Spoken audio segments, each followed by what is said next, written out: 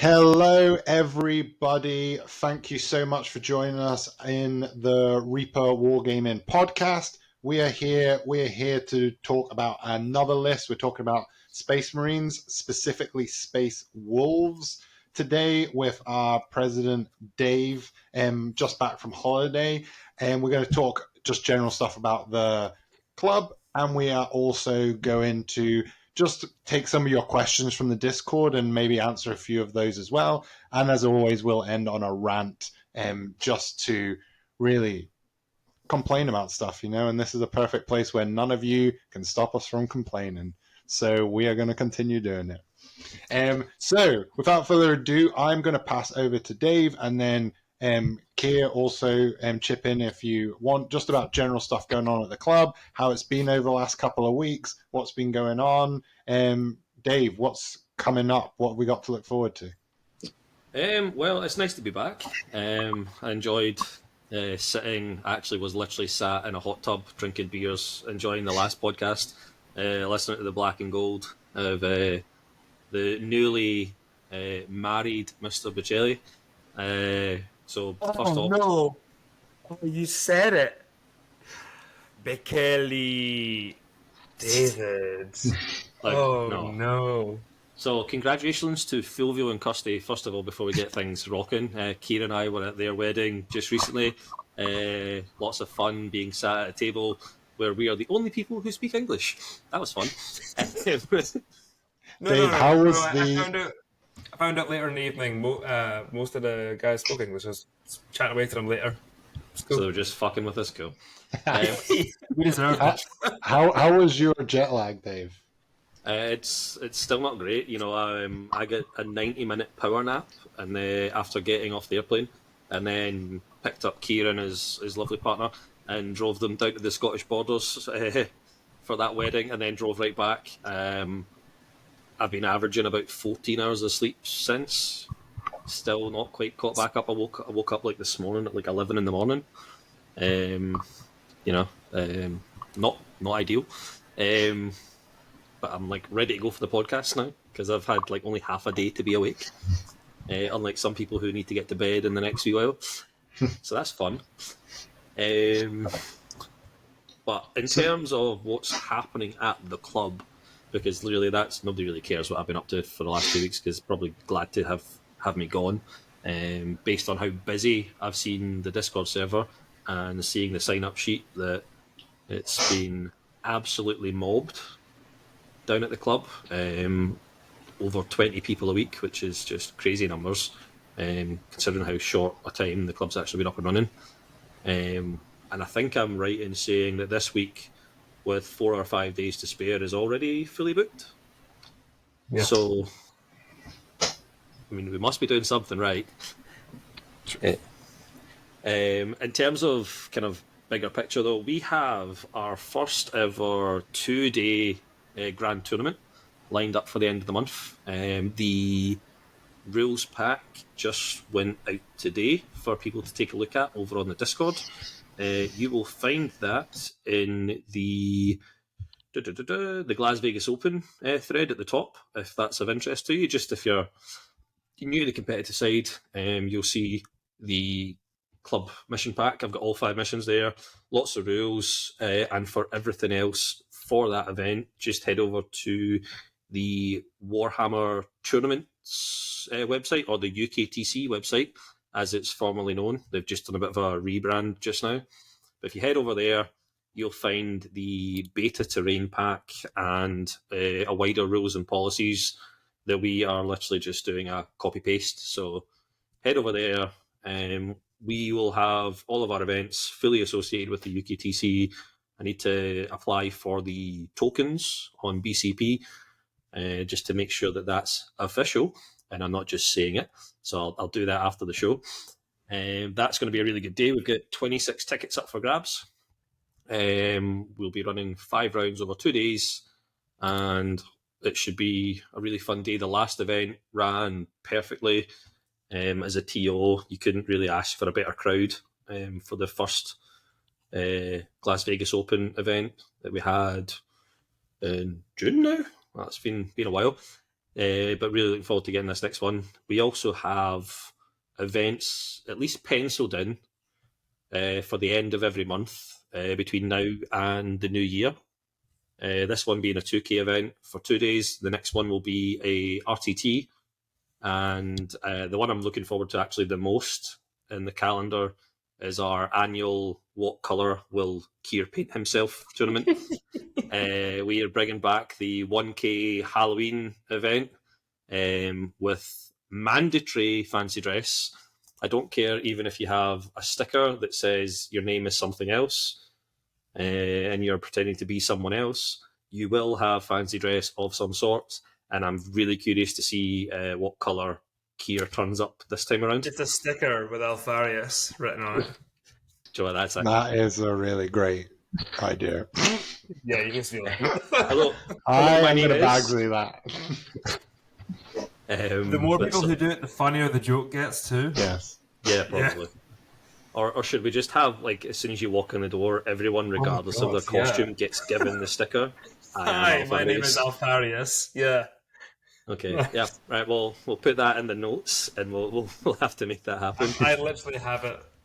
Written Oh, there down. you go. Oh, there's Dave has appeared. There it A is. wild Dave has just Hello. come into the conversation. Our referee Dave. Hopefully, Dave will be around for our event to deal with all the rules issues. Yeah. Because he's supposed to know what he's talking about, but we'll find out. And He is beyond a that, merciful referee. He's the nice Benevolent. Dave. He's the nice Dave. Other events, I think beyond just kind of 2 days, 1 day tournaments, we've not got a huge amount left in the calendar yet. But I do know that we have previous interest in potentially another building painting day, because that was really successful when Leviathan launched. So hopefully, if there's interest, we could add something like that back in and give people another opportunity to get at the club and be involved. Yeah. We also have on the 1st of September, one of our members, Douglas, who is Blood Bowl man, running a Blood Bowl tournament in the club. So deadlines for signing up and roster submission is the 28th of August at 5. So head over to the Discord, down to Blood Bowl, and you'll be able to get all the information about that. Even if you've just got a Blood Bowl team, Douglas, everyone in the club that plays Blood Bowl, Dave, super great at teaching people, and he's even got like what is Blood Bowl, things like that in there. So it's not a super serious tournament from what I can see. Douglas, please tell us if I'm wrong, but all the information is in there for you as well, just to for something else, a different game system as well in there. So coming from, I've only played Blood Bowl a handful of times, and it's super fun. Like, there's so many things that can go right and so many things that can go wrong. You can plan as best as you can. You're just don't plan too far ahead, because you will roll a 1. You will roll a 1 when you least expect it, and it can make it just It throws sounds a bit everything. like Dungeons and Dragons, in the sense that it doesn't matter how much you plan. When you roll that 1, it will just hit the fan, like, immediately. Yeah. Like, Absolutely. But so the way, from what I've heard from Douglas, is that because it's a sevens tournament, there's less. Well, there's less, so it means that you're not having to, where am I going to put this guy? What am I going to do? Oh, that guy can move like 20 squares. Obviously, I don't think that's a thing. But there's less players, so it makes it a little bit more. It's like if anybody in the Geek Society plays football. If you play fives, it's a little bit easier to an extent. More running about, but yeah, it'll be good fun. I've put my name down for it. Hopefully, I've got the time off to do it, but it'll be good fun, definitely, from the experience of playing just Blood Bowl. Perfect. Is it orcs that you play? Of course. But Rhetorical question. But to be fair, right, I just found out that one of the one of the armies, one of the factions in it called Snotlings, has actually got something so cool that I actually, with my mass amount of grots, I want to make, and it's basically a pimp wagon, and it's so cool. I had to Google it. It's called a pimp wagon, and it's basically like a cart with four wheels, and it's got tusks and like whatever at the front for basically ramming. It's basically just there to foul people. It's so cool. You can get a troll, and you can get one of them. I'm going to be making them absolutely. I mean, they're only like anybody knows like the way things go. They're strength 1, which means they will get squished. They will die. They will get injured. But there's loads of them. Yeah, they're brave. They're replaceable. Great. So what we will do now then is, as we said at the beginning, we're going to do Dave, President Dave's Space Marine list, just because we have it here ready to go. And for the three of us, we will, as always, just ask questions about that list, different things about it all the way through. And we'd love to see in the comment section below just anything that you have, any questions, any corrections, any thoughts would be fantastic. And we will be posting the list as we have every week in that in the description below as well. So without further ado, Dave, take us away. Yeah, so this was a weird one. I don't know how clued up people have been, but the lists for the WTC just dropped over on BCP and the WTC website. And the Space Wolves, the mighty Space Wolves, the bane of the end of 9th edition, the rats with jump packs, as they were lovingly called, with their melta guns and thunderhammers galore, have 0 representation at the World Teams Championships. Out of the hundreds of available lists, there's not a single one, sadly. And I wonder why. Because of shit. I mean, sorry, that's true though. God, the rules are so crap. Yeah, it's like nail on the head. It's pretty painful to see. I have hummed and hawed since the day the supplement came out, or the index. Sorry, it's not a supplement. It's an index. Sorry, index hammer. I'm really disappointed. I've really struggled to make a Space Wolf specific list. I do have one here, but as you'll see, apart from 2 units, not really 2 units because you'll see when we get to it, it's pretty much just a Space Marine list, sadly. However, I do have I have a semi-serious Space Marines list, and one that I think is still going to be workshopped. The general consensus from what I'm seeing online for Space Marines is actually leaning really into the Death Watch Index just now. Not really my kind of playstyle. There's a lot of admin in a Death Watch list. You just get so many guys in squads who do too many jobs, and it's not my way to play 40k.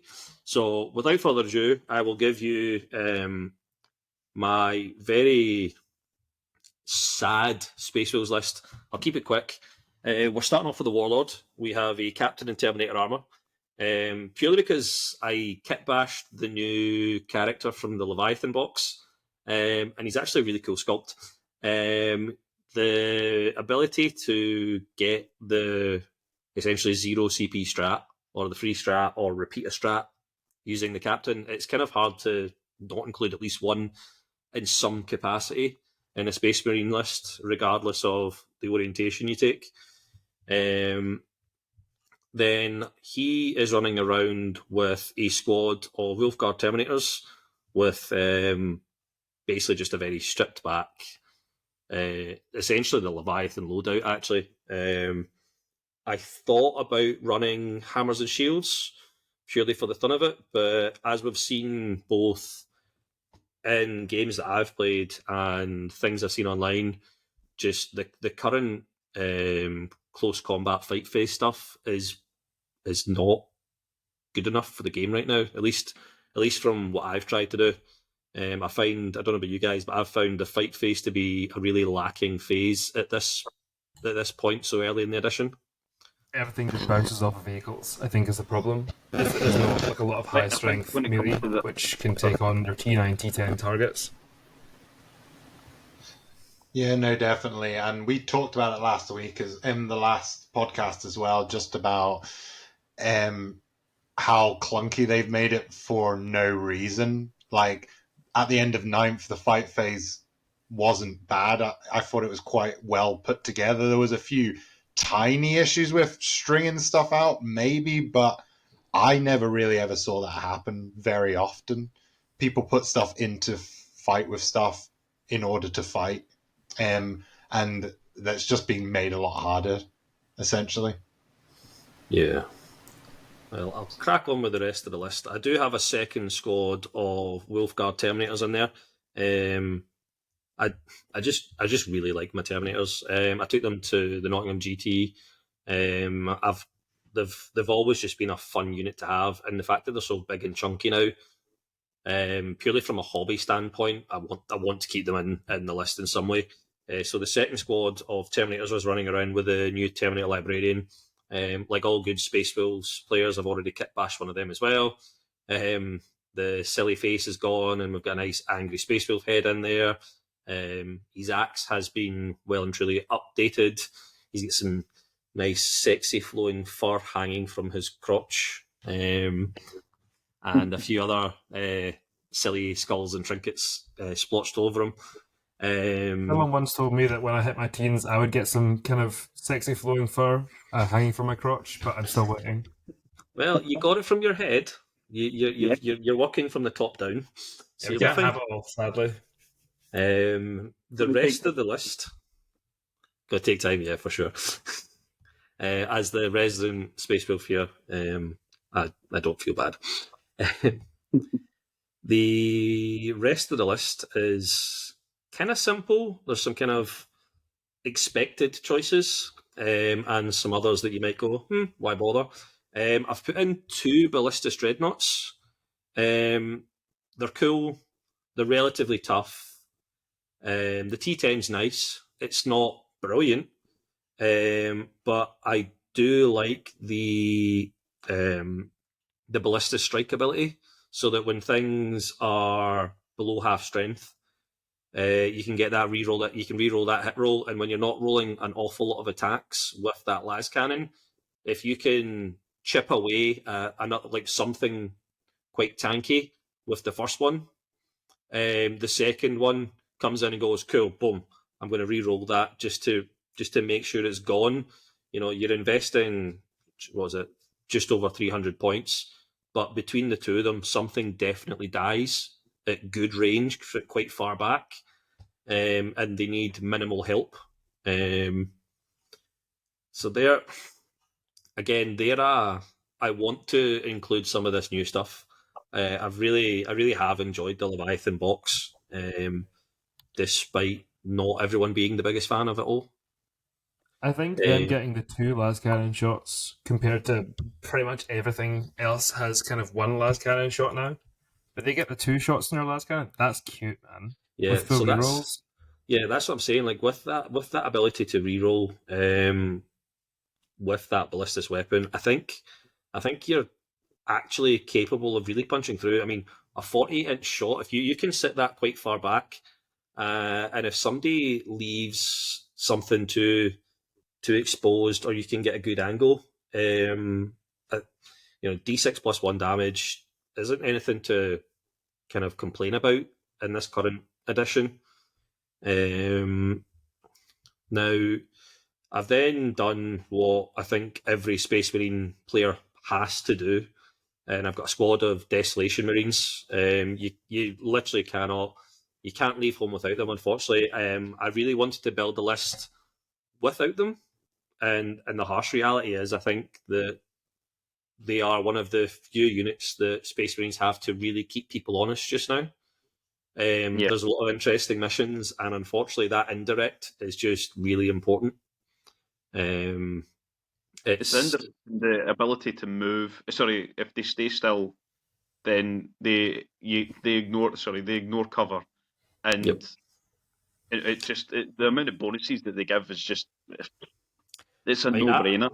In this list, I've not even put them with a character, and I've actually only made them a 5-man squad because I think the 5-man squad still puts in a shift if you deploy it and use it properly.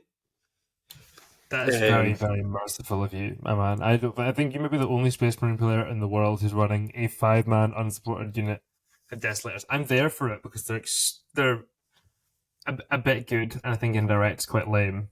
But yeah, big props.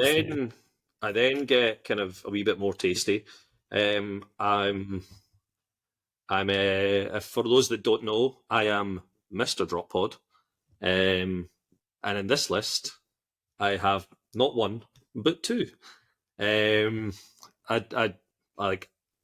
I've ran a drop pod, I think, with the exception of one event where I took nothing but dreadnoughts. I've taken a drop pod in every list, in every game for the last 2 years, at least at a tournament level. And in this situation, I've decided, you know what, I'm taking 2. Especially when you can now deep strike things in your opponent's movement phase.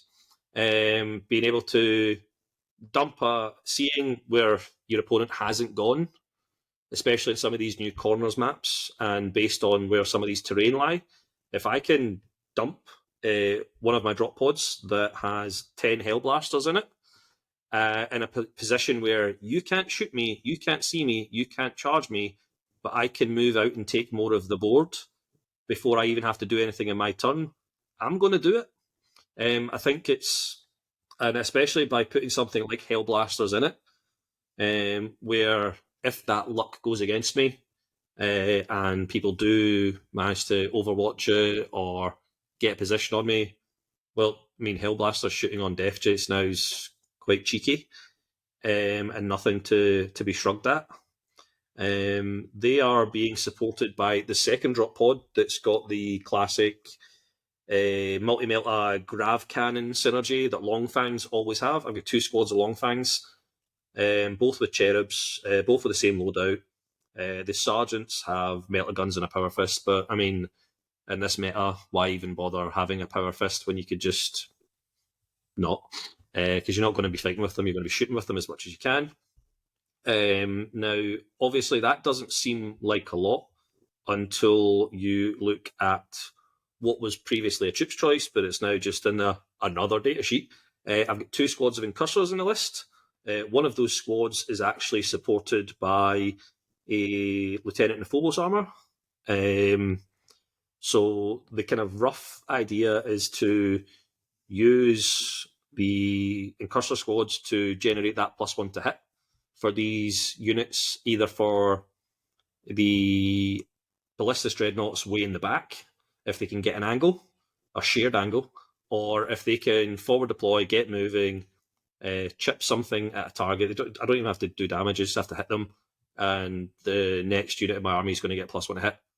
I've put a second one in there, backed up with the lieutenant for the cheeky little move, shoot, D6 move, so that I don't immediately have to trade pieces there. I can kind of move something out just enough, get that shot off, pray not to roll a 1 to get back in a building, or to stretch that gap. It's not the most exciting of lists, sadly, for Space Wolves. There's far more guns in it than I think any Space Wolf player would really care to admit, compared to a 9th edition list. I have a question. Yep. Devastators that you're running. Long fangs, sorry. Long fangs. You're running grav cannons and melta guns. Yep. Did anybody else realise grav cannons have anti-vehicle 2-up? Yes. Wounding all vehicles on a 2-up. And they're Yeah. -1, 3 damage, and they've got 3 shots each. That's insane. Why is no one talking about that? Like Damn. That's the with Oath of Moment. Yep. Man, that's I- really, really good. it's handy. Like Yeah, definitely. like this is Wow. this is what I mean. Like there's a lot of guns, and you beat me to the cheeky punchline that I have there. That's where the nice thing of the depending on quite a vehicle heavy meta, you're relying on the multi metas to do the kind of heavy lifting, and anything that they kind of struggle with, you're hoping that between the two guys with the grav cannons, they're going to chip that last bit of damage off. Now, it's, as I say, it's not the most glamorous of lists, because it's Space Wolves and nobody's taking them. But I do think I've still to test this a little bit more. I'm planning on running this list this week at the club. So in future podcasts, we can maybe talk about how that went briefly. My other list that I actually am genuinely looking at running just now, based on the kind of world that we're living in as Space Marine players, is one that is going to be a lot of fun, but not necessarily going to make me the nicest person for people to play against. And if you'd indulge me very quickly, I'll run you through the list. Kier's actually seen this list already. I have one character. He's my Warlord. He has the Bolter Discipline, and he's a Primaris Librarian. He's babysitting 10 Desolation Marines, as he should, in the backfield. Bolter Discipline is something I didn't include in the previous list because I do think it's a little bit lame if you're going to be playing Space Wolves and leaning into Gladius Detachment. But hey-ho, it's fine. However, if you're going to just play Space Marines and you have some of the things that I have and you want to put them on the table before the edition actually gets fixed and we get a real codex, this is the list for you. So the Warlord is a Primaris Librarian with Bolter Discipline, 2 5-man squads of Intercessors, purely to actually have some genuine OC on the battlefield. I do feel there are some armies lacking in OC in their lists. One of those squads is in an Impulsor, just to kind of get me up the table, and for some of these missions where you need to get places quite quickly, being able to chuck a squad in an Impulsor, move, disembark, and do things is actually quite useful. The rest of the list is everyone's favourite Space Marine tank, the Astreus.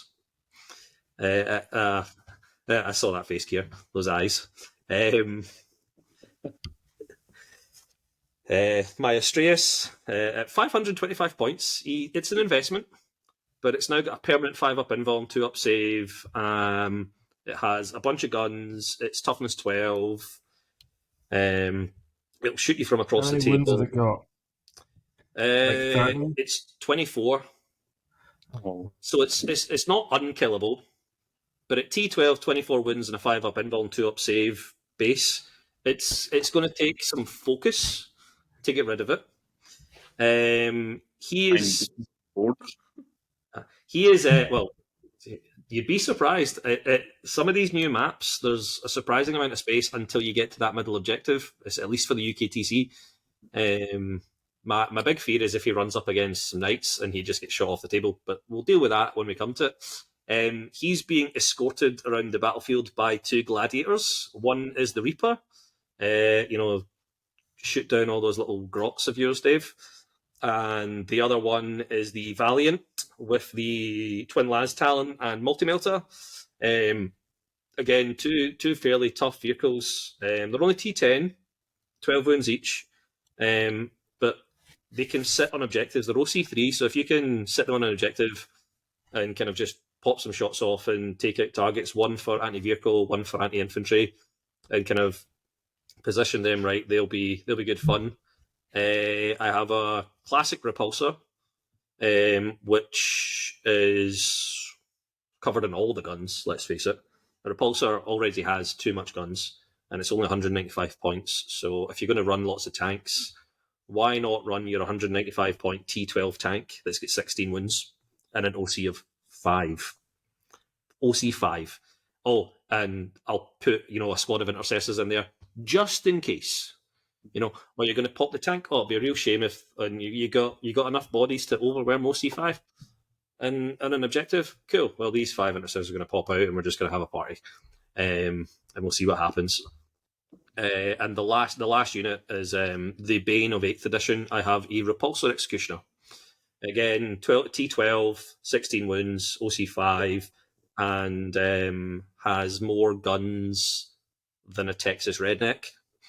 It's just, the heavy laser to deal with really big things. I mean, the heavy laser destroyer is just fun. So you get 2 shots, 3 up, strength 16, AP4, D6 plus 4 damage. Like, the fun you can have.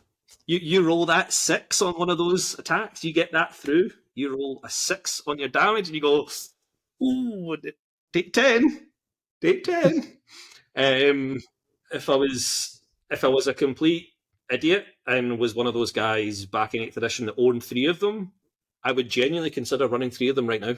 It would be interesting.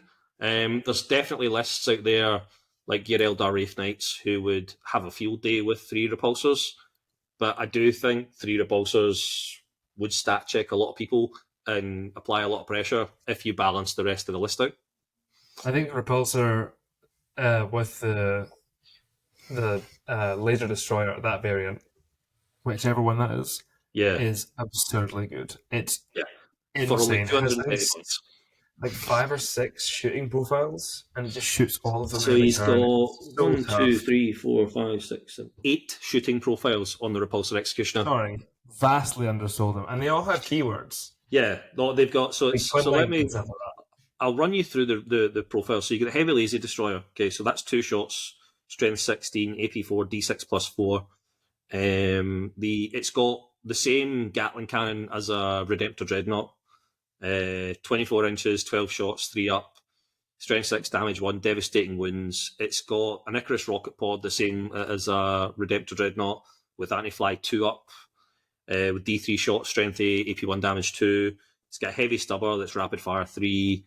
It's got the option, if you drop the heavy laser, to take the plasma gun that Redemptor also has. It's got the 10 shots from the defensive array. It's actually, defensive array is one of these quite nice rules that they've actually added into these. It's taken all these silly grenades of various styles and just encompassed them into this one kind of thing, as opposed to rolling, I think was it 3 or 4 different types of grenade that you could... It was stupid.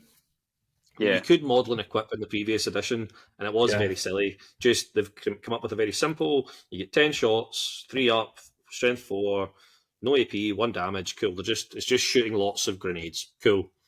We're here for it. And then tucked on the back though is something I think is quite cheeky. It's the Twin Icarus Heavy Stubber. It's anti-fly 4 up, rapid fire 3, twin linked. It's a nice group of universal special rules attached to that. Yeah. And then to round it off, the fact that it still has more guns to shoot, it's got a twin heavy bolter strapped to the front with sustained hits 1 and twin linked. Like you've got enough scope to deal with quite a lot of different targets or bully specific units. I think it's hard to not have either at least the Repulsor or Repulsor Executioner in a list if you've got them available. And in this case, I've got both, and I decided I just want to play with all the tanks. It will be a bit of a parking lot to try and manoeuvre, but it's hard not to want to stick a Space Marine spearhead, a classic spearhead detachment of previous editions with just here's all my tanks, and let me play toy soldiers with my tanks and pretend like I'm 8 years old again and go pew pew and shoot my lasers at you. So that's a more serious list. That's actually something I have in my notes as something that I'm genuinely considering for LGT. I don't know how much it would play the game. I think maybe your opponent might not have a very fun game against that list. See, like this is again. So what you've just highlighted is why I actually like my Space Rules list, despite it not being the flavour of the month as far as the top players are concerned at the WTC. I do think it's got some play, and I could still, at the end of that game with that Terminator heavy list, I could go and have a beer with somebody after an event, and they won't punch me in the face. And and as you'll all agree, that's a big part of us as a club here at Reaper. Like, we want to play, we want to have a good time.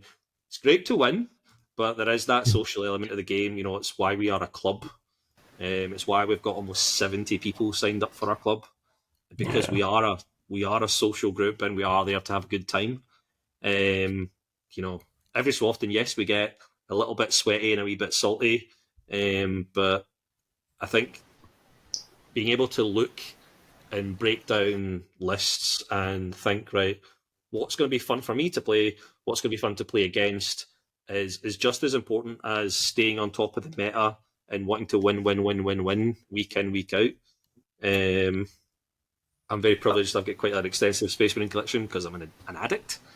So I can literally, both of these lists that I've just mentioned, I have in boxes in the next room, like ready to put on a table, fully painted, ready to go.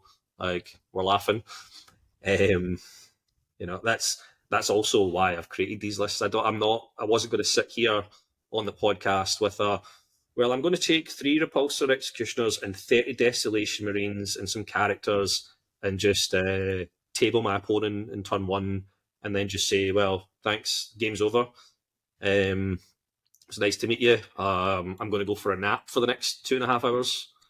I think that's where you need to, when you are list building, what you're, especially if you're going to a tournament. If you're going to a tournament and you're creating your own list, you're not looking at other lists, like for talking sake, you in there like WTC. It's how competitive you want to be, how competitive you want to make your list be. As you said, you created your lists there.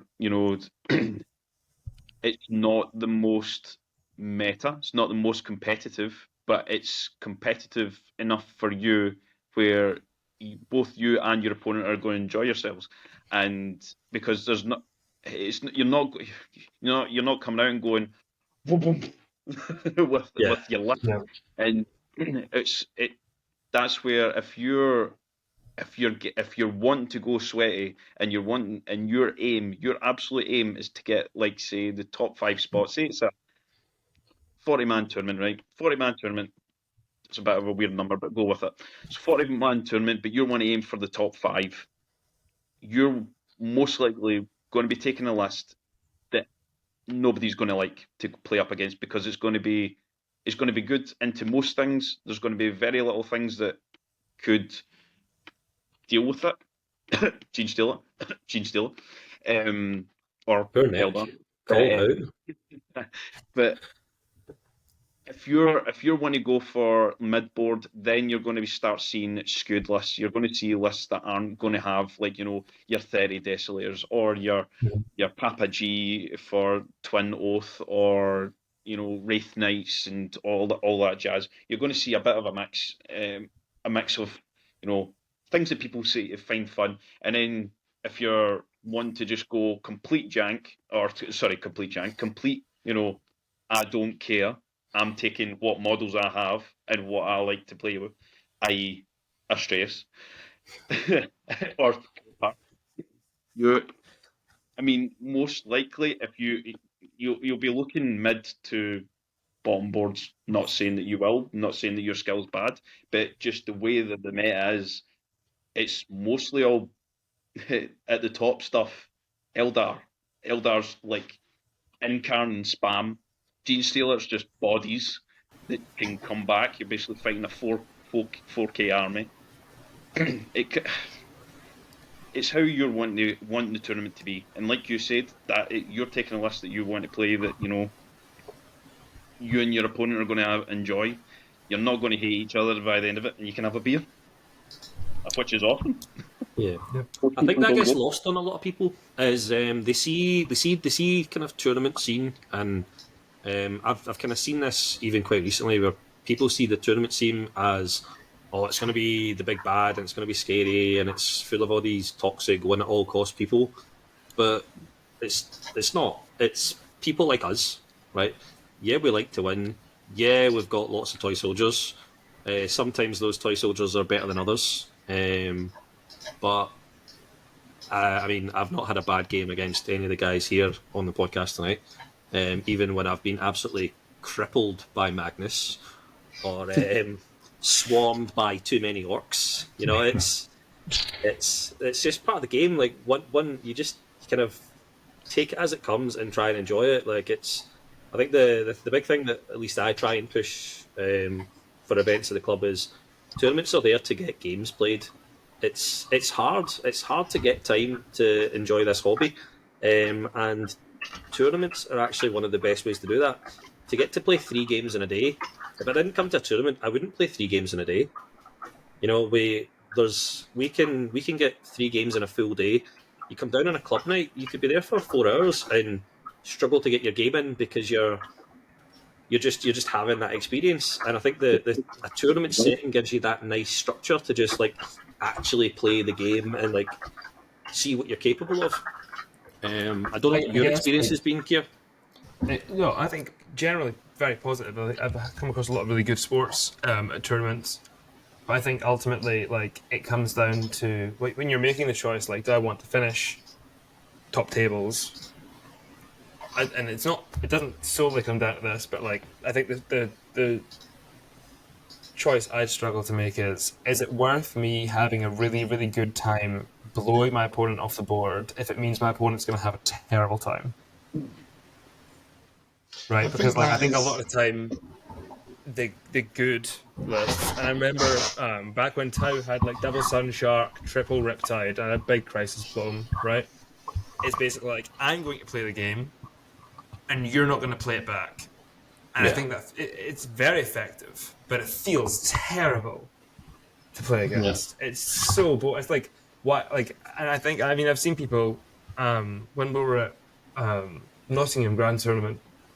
The guy on the table next to me, I was playing Tau against Terminators, but I had an okay list. I didn't have a Riptide, I don't think. I just had quite I don't want to say a chill list, but reasonably chill. I had some piranhas and stuff like that. It was okay, mid-table stuff, right? But the guy next to me on the next table up had 3 Riptides, 2 Bombers, and a 6-man Crisis unit with the Cold Star, right? And the guy across the table from him was just he just lost a third of his army per turn and couldn't shoot anything back. It was really sad, and I could just tell he was having a horrible time. And this is the thing with competitive play, right? You have to remember that it is competitive. So especially the big tournaments. Oh, yeah. So as awful as it feels to lose, which it does feel awful, you look at any competitive thing, whether that's gaming, whether that's sports, there are always going to be people that have the best team or play the best character or whatever that looks like, depending on what you're playing. And if you're playing competitively, you can't be I can't believe you played that and did this. You have to expect it. People want to win, and there will be people that just want to play, but when there's hundreds of people playing to get prize and to be high up on a leaderboard for who's the best in the Europe and the UK and the world or whatever, that's what's going to happen. You're going to come up against lists that are boring because they are the best, and that's just the way it is. And I think this goes nicely into one of the questions that's actually on the podcast, because it was great to hear about your list, Dave, and this actually moves nicely into this question of how do you start? Like, how do you start playing competitively? Like, how do you get into that? And like, it'd be great, especially from people that have that that experience, like how you prepare for it, like what are those behaviors? We've kind of like moved into that a little bit, but just what's that etiquette like? What would you say maybe 1 point from everyone is being like, what's good etiquette at a tournament? Apart from don't cheat, because that is definitely good etiquette, and a lot of people do not follow that etiquette. Get your dice out the toilet. I've got unlimited mileage from that joke. Yeah, it's been fantastic. I'll kick it off. I think for me, it's about managing your time and respecting your opponent's time. At the end of the day, you've only got, depending on the event, you've got 2.5 to 3 hours to get your game done. And I think you owe it to yourself and your opponent that regardless of the kind of level of competition that you want to strive for, that you know your list well enough that you can have a bit of a punctual rhythm to how you play, and that you're not dominating that 3-hour period. You are sharing that 3-hour period with someone else, and you want to play the full game. Your opponent wants to play the full game, and if you're going to play essentially a list that you are far too unfamiliar with, or you're stumbling over your rules, or you haven't read up on your rules enough, that you're going to be buried in your codex for 2 of those 3 hours, then you're doing yourself and your opponent a disservice at that point in time, because you're playing 2/3 of a game and your opponent's playing 1/3, when it should be that shared experience that you both get to enjoy, and it'll come to its natural conclusion, and either you win or you lose. But I think you owe it to yourself and your opponent to manage your time and know how to do that through understanding your list and having a kind of a rough understanding of how you're going to use that list. And it doesn't have to be against every opponent, but you have to have a rough understanding of how I'm going to manage my time in the movement phase and the shooting phase. Like, am I going to, like, the simplest thing I can always tell people is, do you really need to roll those 5 pistol shots? Unless something's got 1 wound left, right, and you don't hit on 5s and 6s like a grot, do you really need to roll those 5 pistol shots? Or is that time better used elsewhere over the course of a game? You know, if it came back to it, like if we got to the end of the shooting phase and something had, or like the end of the fight phase and something had like 4 wounds, like what? Let's say 1 wound left, and you could have shot 5 pistols. I will say, would you like to like just jump back and shoot those 5 pistols now that we know that it's worth rolling? Like, yeah, that's a different, but that again, that's part of that using that time wisely, and that's about having that social contract. Because games are tight, dude. Yeah, you've skipped something that in theory probably wasn't going to do it, and if you're playing a good opponent who goes, by the way, right, you said you skipped this because we didn't think it was going to have an impact on the game. It's now going to impact on the game. I think that's good. I think that's a great example of good etiquette, and being a good opponent, because you've essentially balanced each other out there, and I think that's a big part of the game. Over you, Dave. David B, you want to go next? So, part and pass. You've kind of covered what I would have suggested as the main thing, etiquette-wise, if you're getting into a tournament. The main thing, the best advice I could give anybody getting into any tournament whatsoever, which you pointed out straight away, know your rules. Know your rules so that you don't need to glance down, look at your phone or whatever. The only time, because some tournaments, if you're going for the higher up, at like the top end, you're going to be on a clock. It doesn't matter what you're going to do. You are on a clock. top three, well, top two tables generally you're on a clock, no matter what. Any other one usually it's up to yourselves. But if you know your rules where you don't need to look down, that saves you time, because that saves you that 10 seconds to scroll, or find my cards, whatever. So that saves you so much time. But if your opponent asks a question, that's on their time. So that's them using up their time, which you then clock to, and then you're giving them the time to look up ask their question, look up so they can look up what the answer is, and then it gets back to the game. That the flow of the game goes quicker. But I guess the main thing that I would say is good etiquette is, one, not giving bollocks opinions, i.e., like if your opponent is of two minds what they're wanting to shoot at or what they think is more important, don't give them the bollocks answer, because then that's you're mucking them up.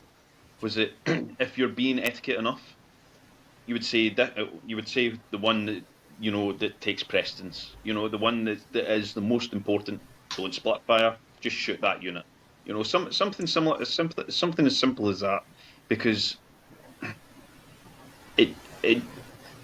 because if they don't, and it's just for talking sake, you've got two units on an objective, but one unit can be charged, but they still consider, instead of just fully shooting that one unit that's on an objective, they think, oh, if I split fire, but put most of my shots into that unit that's on the objective and only fire some shots at the other one, then I'll be fine.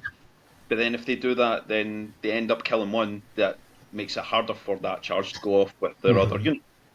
Well, if they just shoot that one unit and then try to kill that unit, and giving them advice, oh, I think you should split, was it a couple of shots on that other unit, don't give them... Just don't give them... I would just say just don't give people advice in general. Yep. If you're at a competition, just say, look, man, it's up to you. There's a fine line between not giving people advice. Yes. It depends and how you helping them understand rules that that perhaps they don't know, that's because true. they're not specialists in your faction, right? So I think, for example, with I don't know, like let's say I had a unit with a free heroic intervention ability, right, which is quite common at the moment, and they were like, okay, which of these units, let's say they're speaking aloud. They're just thinking aloud, which I often do, like, right, who should I charge with these guys? Looking down at the table. That point, I'd maybe remind my opponent, by the way, my Von Ryan's Leapers can heroic 6 for free. And I think that is kind of what David's is meaning. Yeah. Like when he's... Yeah. Sorry, like, false advice that would benefit you, because then that's you... Yeah, that's you actually just being a douche. And giving them bad advice is sabotage, right? Like, it's sabotage. And the other thing I would say is key is do backseas, but it has to be reciprocated. And it's not like, as kind of like Dave said, like oh, those 5 grot pistols, was it they probably wouldn't have affected anything, but then you find that one unit was on 1 wound left, but then you say, are you wanting to shoot those 5 grot pistols, because it could end up being an impact. Doing that is really good etiquette. It's being a nice player. It's been you're not helping them, because you are, but at the same token, you're playing fair. You're not getting one up, like, oh, I'm not going to tell him that he's not fired that unit. Well, I better not tell him. I don't. Yeah. Don't be like that. If you do it, and there's a similar situation that you that comes up where you've forgotten something, and then you go, oh, I've finished the shooting phase, right? I'm going to the charge phase. Oh, I forgot to shoot them. Are you okay if I it's not really going to affect what I'm charging or whatever? Yeah. They're most likely going to agree, saying, yeah, sure, batter in. Okay, if you're asking the shooting, say you're in the movement phase, sorry, you're missed something in movement phase, but now you're in the charge phase. No, that's a wee bit too far of that's too big of a stretch, because many things can happen between those two stages.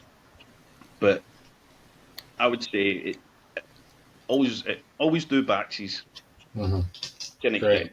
Yeah, I think you've hit an important part for a lot of people, because it goes two ways, and it's why I think time's so important, because I found newer players, or people new to certain factions, they go, "Oh, I forgot to do this. Can I just go back?"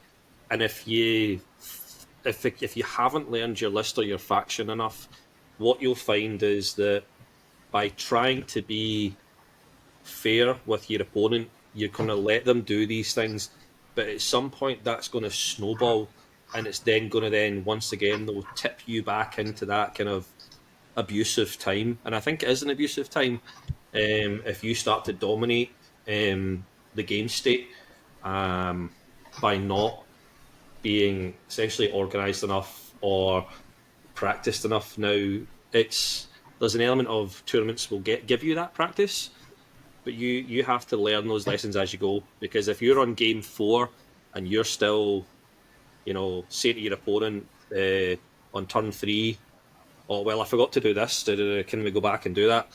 Like, there's kind of steps to this of, have you learned the lesson? Have you done that every game? Have you not learned that lesson?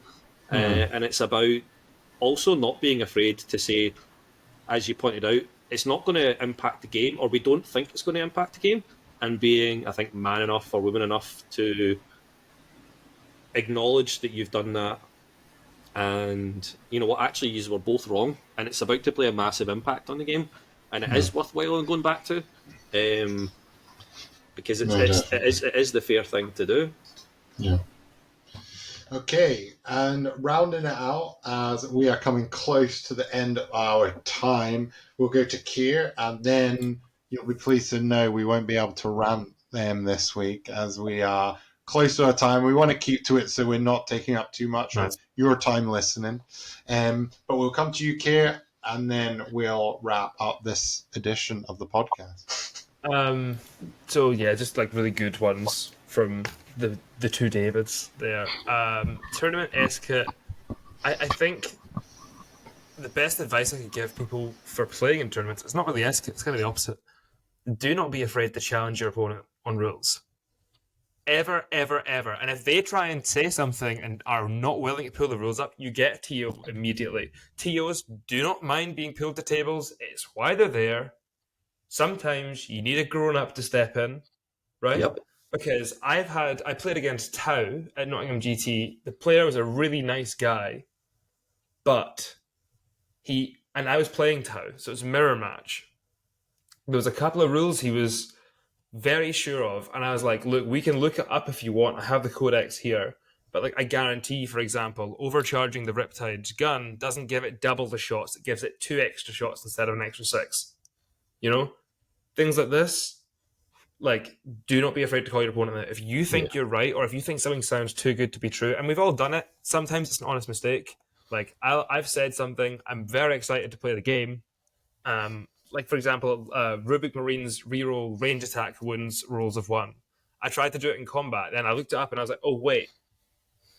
That only works with range attacks. Sometimes we just trip up and make mistakes, and that's fine. But if something sounds too good to be true, you're at a tournament, just ask, oh, wow, that's crazy good. And do you mind if I have a read of their data sheet?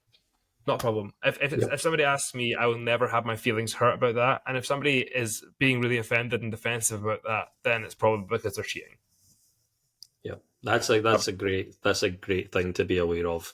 You know, as new tournament organisers, you know, Dave did the rule stuff and I did the organising stuff of our last event, and we'll be sharing those responsibilities throughout the committee and club members who are interested going forward. And I think you've nailed it. There needs to be that trust in your TOs that they will be, as you say, they'll just be the adult. They'll look at X, they'll look at Y and go, boom, here's the decision. And you acknowledge it, you accept it, you get on with it, and there you go. You go back to having a good experience. If you have to have a judge, like, I hope no one at our events ever has to have myself or Dave or whoever who's going to be refereeing and organising standing over their shoulder for an entire game. But see if you ever feel that you need that at one of our events, do not be afraid to ask. You know, there's, I mean, if you just have to look at social media, there's been some pretty high profile stuff happening lately with loaded dice, and even, don't know if anybody watched it, but there was the Stephen Box interview where he literally had judge after judge at one of the GW events at his table with a very high level player who was just blatantly making things up as they went along. It's very rare, and when it happens, it gets a lot of attention. But we're all adults. Like, don't be afraid to just be like, look, someone needs to look at this, and trust that the person looking at it will make the right decision. And what I will say is, for anyone wanting to know more and get some more views on sportsmanship and etiquette, that that video by the main guy from Vanguard Tactics is just Steve great. Box. Stephen Box, and it's a great video that just shows you the fine line between just being a nice person at a tournament. So saying, "Oh, you didn't shoot that unit, by the way," because people get confused. Like, it's so, your brain is mush at these tournaments, especially towards the end, and then them just saying, "Oh, I can do this," and hoping you don't know their rules. So there's a fine line, and his videos are very good for that. So I would definitely look out for them as well. Thank you so much, everyone, for listening. Another great list, another really good discussion just about tournament play. Don't worry, we didn't get to every question that was in the Discord channel. What we'll do is we'll just take those questions and we'll make sure we get to every single one of them over the course of our podcast to talk about. So please keep tuning in, please keep listening, and as always, just comment down below what you think, any more advice you have for Dave on Space Wolves, any questions you have, and please join our Discord if you haven't already. Links below. And just finally to say thanks to everyone that spoke today. It was a great conversation. Thanks, Nick. Thanks, Nick. Thanks, guys. Thanks, guys. Have a good one, guys. Good See ya. Bye.